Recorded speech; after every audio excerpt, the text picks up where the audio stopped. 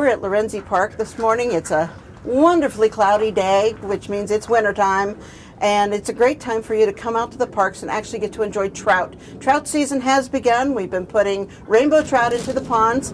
For the most part, they've been doing weekly stockings, but you know, depending on the weather, depending on other things, they may not always get stocked when you expect them to be, but there are fish in the ponds. So if you're new to fishing and you want to try it out and you're not exactly sure what to use, we have a few ideas for you. Now for bait fishing, that's the simplest. You put something on the hook that is going to attract the fish to it because it has scent and taste, and they think it's food and they're going to come to it. And it doesn't always have to be something that you would think of that they would normally like.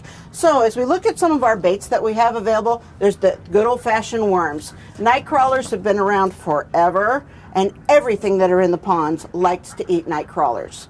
But the problem with night crawlers is you got to keep them cool. If it turns out to be a warm day, you need to have them in a cooler so that they can stay fresh. There's also mealworms. Nice thing about mealworms are, one, they're cheaper, and two, they don't have to be kept as cool as long, and you just take one of them, put them on a hook, and they work really great for all the fish that are in the ponds. Then we come to some of the other baits that are available. These are store processed baits. This is called power bait. These are called power eggs. They're both made by the Berkeley Company, and they work really well because they're made from fish products. They have the sense and the taste that the fish are expecting out in the water. Also, if you don't want to go to the store and buy specific fish food, you can also look in your cupboards. Canned corn. Yes, it's legal here in Nevada. You can use corn for your fishing, or get out some mini marshmallows. Not only do your kids love them, but the fish love them too. But what's really good about these is to make a combo meal. A little bit of this, a little bit of that, really attract the fish to them. If you want to try something a little more advanced, a little more active, you might try lure fishing. Whether you use a spoon, by the way, spoon just means it's a shaped piece of metal that's going to kind of move back and forth in the water. That's what that term means. Or whether you use a spinner, has a little blade on it that spins around in the water. All kinds of lures work very well in our local ponds. But what you really want to look at is the size of your lure. Small body of water, you're going to go with a smaller lure. Big body of water like Lake Mead, you're going to go with much bigger lures because that's where the food is. The food is bigger in Lake Mead. In these little ponds, the food is smaller. So you want to adapt your lure to the size of the body of water.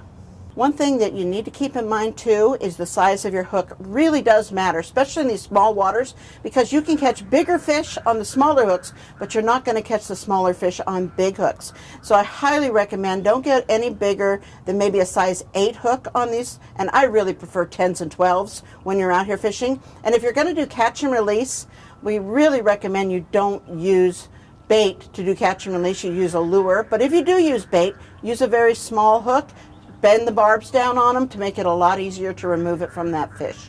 When it comes to what kind of lures, what kind of bait coloration to use, you need to look at the coloration of the water. Is it dark? Is it murky? Is it green? Is it brown? And you want to kind of adapt your bait or your lure to those colorations in the water. In our southern Nevada waters, some of the colors that work really well is chartreuse. This particular bait has a little white and a little chartreuse in it, and the fish really like it. If you look at the waters here at Lorenzi Park, they tend to be greenish, so those colorations work very well. If the water's dark, you want to go with a lure that's a little darker, maybe one of these ones that are dark brassy color. If the water's very clear, go with a much brighter colored lure. So depending on the water coloration, and also today's gloomy, today's cloudy, so that means you're going to want to go again darker. If it's a bright sunny day, go lighter, so that the fish are going to be much more liable to take what you're throwing out to them. So if you're out at the water and it's not really working for you, your bait, give it at least 15 to 20 minutes. Then change it up. But also in our local urban ponds, you're allowed to use up to 3 hooks on your line, which means you could put power bait on one hook, you could put a worm on another, and you could put a marshmallow on the other and see what the fish are biting on. You don't have to have just one type of bait on your line. You could try a couple different ones and see what the fish are biting on, what's going to attract them to it.